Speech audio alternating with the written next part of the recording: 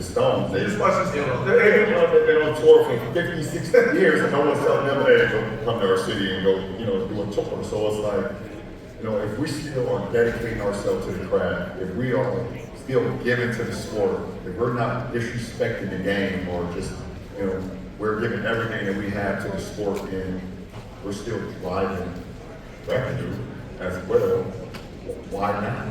Why not still play it if we still love it? So I'm just trying to, squeeze as much of the juice out of it.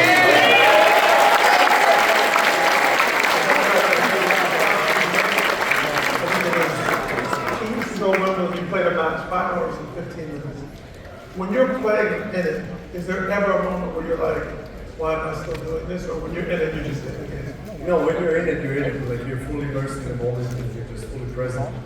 And you kind of, we talked about it as well in the backstage, like body versus mind. I think, everybody talks about the ego. Ego is the enemy, but you know what I mean? Like ego as well is an integral part of who we are and what brought us to this point. So when the body's letting you down, when you're shutting down, you're feeling, tear your muscle, whatever, there's always something happening. And in an individual sport like tennis, you can't sit down for like, let me cool off for 10, 20 minutes, let me get my physio to rub my thigh or whatever, and then come back. So you got to figure it out, and I think oftentimes that's where mind comes into play, and that's where that ego is really, that self-belief, that self-talk, of like being positive, optimistic, and really understanding that mind over matter really works, and telling yourself, hey, I can do it, I can keep going. So I lost track of time after the first and second hour. You're fully immersed. You don't even look at. You don't even know how. No. I'm just obviously I'm thinking about the result. I know what's happening. I'm focused on that. What needs to be done to win the match. But I'm not thinking about oh, it's too late.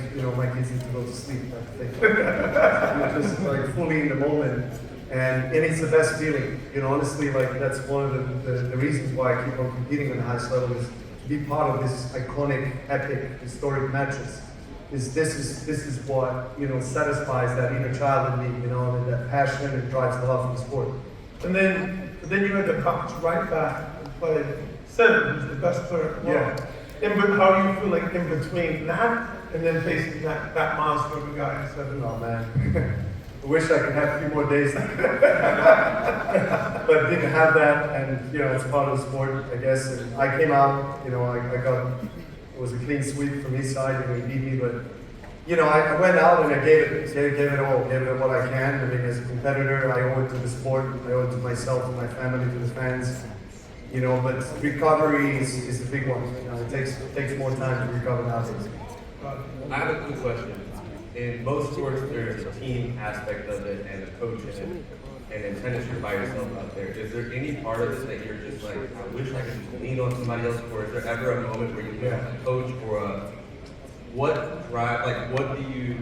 how do you coach yourself within the game? Yeah, many times, to be honest. Like we just have 1 week in the entire season, at the end of the year, like the season finale, where we have the round robin format. So everything else is a knockout format. So the US Open is coming up in 4 or 5 weeks. And, if I'm having a bad day, I didn't sleep, I've been throwing up, whatever it is, and I'm just not feeling myself, and I lose first round, I'm gone. The fans don't have a chance to maybe see me later in the tournament. And I feel like in our sport, that's something that I would like to see change, to be honest, because you kind of also have to, understand that the fans want to see the marquee players, they want to see the big stars, So I feel like you need to have a couple matches guaranteed in the tournament. That's the one thing that I wish I loved. For example, in basketball, you have the season, right? And so you can have a bad game or 2 or 10 games or whatever, but you can still make the playoffs and win the championship. For us, it's different. You lose it in the majors first rounds, you're out. The NCAA tournament, moment that they knocked out the Exactly. Yeah. What's the legacy that's been left there, whatever it takes. Maybe you do look at those factors, but it's not the deciding factors. Obviously, most important is like, I want to compete. I want to compete at a high level. I want to, join a franchise that kind of shares the same, motto as myself, and that's like, practicing championship habits every day, but trusting the process more than anything. I think when you trust the process of actually.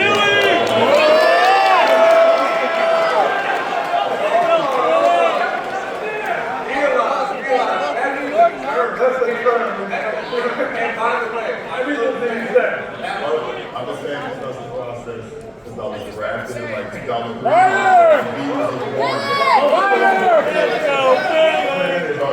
I'm gonna start talking. Y'all always think I'm talking, so okay, so we gotta trust the process, and then if you get to a place, you know, where it's real sunny, or the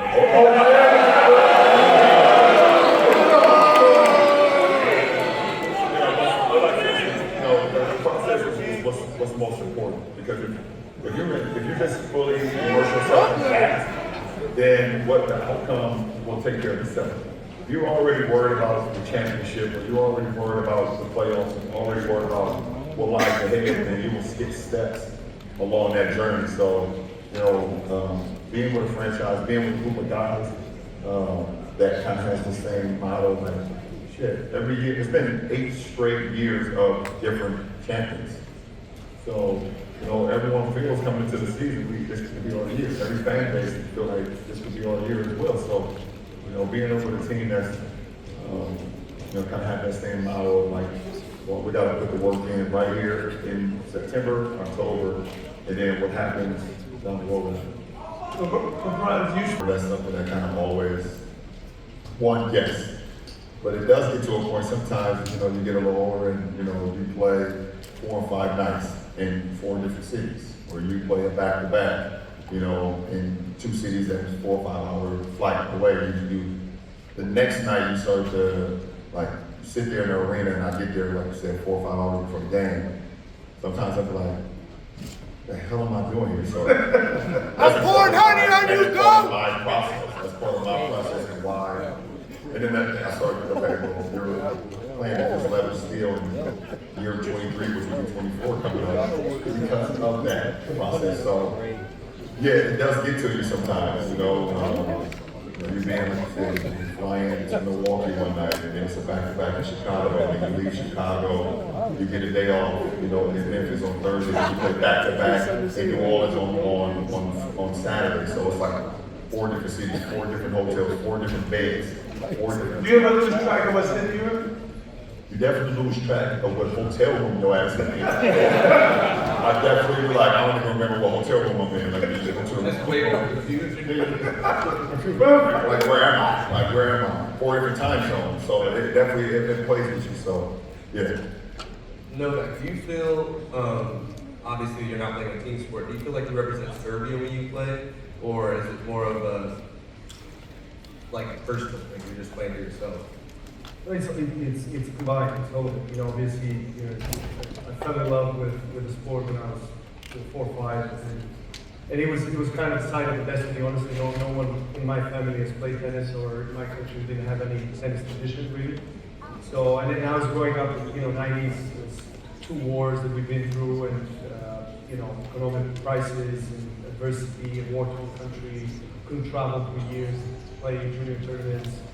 So all of it has strengthened my resilience, you know, and perseverance. So I'm really thankful for that kind of upbringing. And even more so because of those difficult times in the past, you know, you have that feeling of, you know, pride when you are out there representing not just yourself, but your country. You know, you carry Serbian flag on your shoulders anywhere you go. And I do miss the team format. You know, we have Davis Cup. You know, that's the biggest, you know, competition, team competition in our sport. But I do miss that feeling. You know, I love when I'm, you know, playing doubles or have someone sitting on my bench and able to, you know, to interact. Sometimes, you know, it feels really lonely being on the court. You know, you have to. It's the beauty of our sport. You have to figure things out yourself. You know, solutions, find out, you know, what the strategy is by yourself. But at the same time, you feel like the more time flies by, you feel like coaching should be allowed even on the court. I feel like, you know, why else would you have a coach? You know, so I'm more owner of that. And I think, you know, people relate, communities, they relate to teams. So I feel like in our sport, we have a lot of potential to develop that aspect as well. Novak, when I watch you though,